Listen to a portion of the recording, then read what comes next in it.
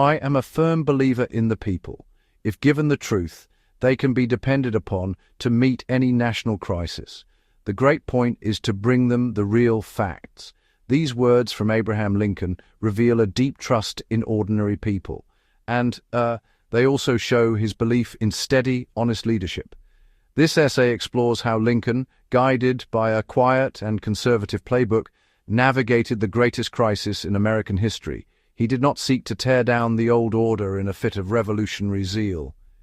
Instead, he worked diligently to preserve the nation's founding structures.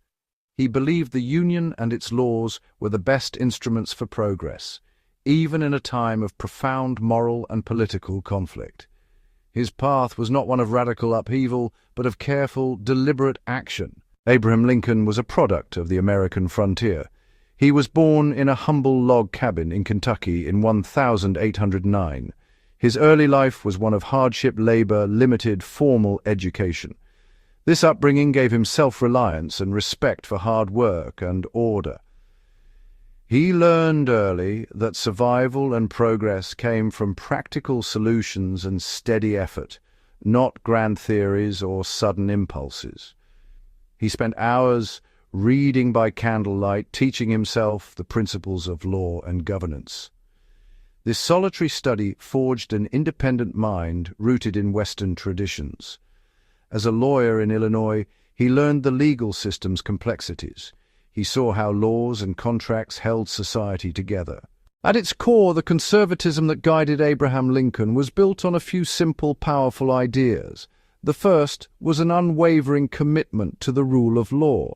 For Lincoln, the law was not a mere collection of rules. It was the very soul of the Republic. It was the framework that guaranteed liberty. It protected property. It ensured that the government acted with fairness and predictability.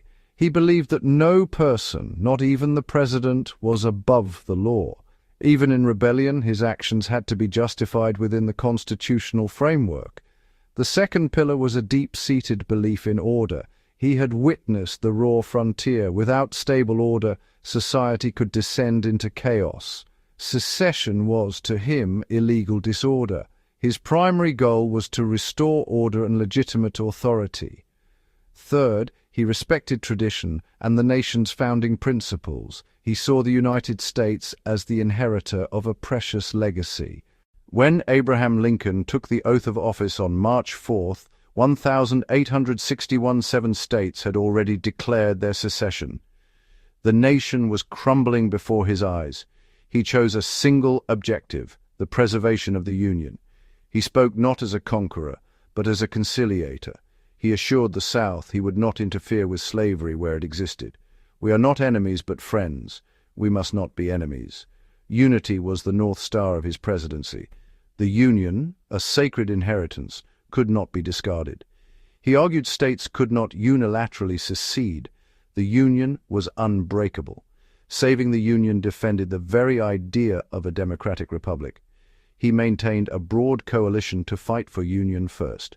Section 5, the instruments of power, law, war, and politics.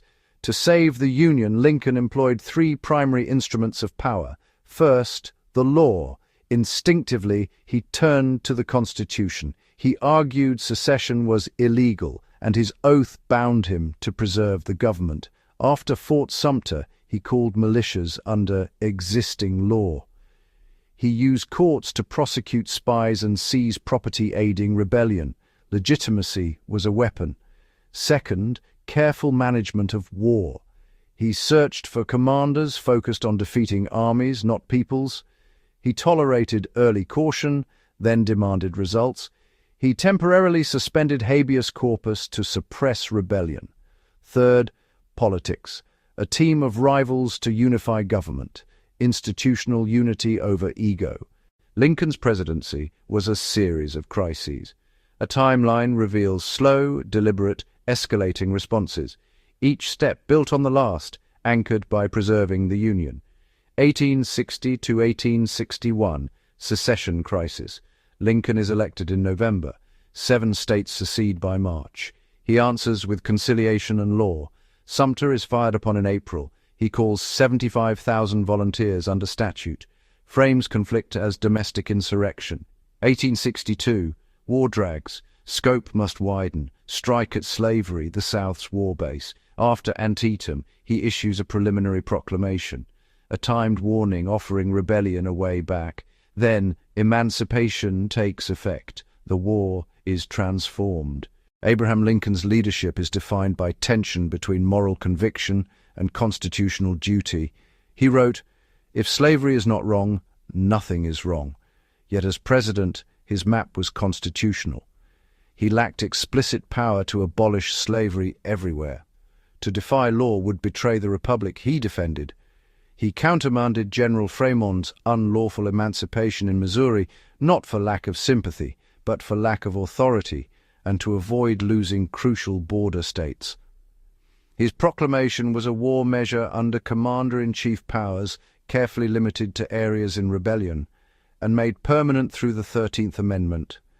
He aligned moral compass with constitutional map. Lincoln's most enduring tool was language. In a democracy, public opinion is everything. To hold the nation together, he had to win hearts and minds. His writings were clear, morally forceful, and shared purpose. Simple, direct, powerful. He used logic, metaphor, and plain language for common people. The Gettysburg Address, 272 words, called the living to finish the work, that the nation, conceived in liberty and dedicated to equality, shall not perish. He managed expectations and morale with reasoned messages. He explained controversial acts with simple analogies like amputating a limb to save a life. With victory near, he spoke with malice toward none, with charity for all. His words bridged a fractured past to a united future. Abraham Lincoln's leadership saved the United States.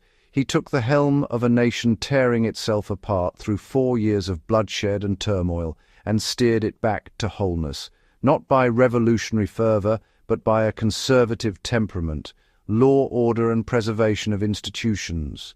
Profound change achieved through steady, legally grounded action. In an age of extremes, he was calm and reasonable. He absorbed criticism, yet kept his paramount objective. He balanced emancipation's moral urgency with coalition realities. He navigated pressures with caution and courage. The Union affirmed perpetual, slavery abolished in law, change embedded in constitutional order, a model of statesmanship for the ages.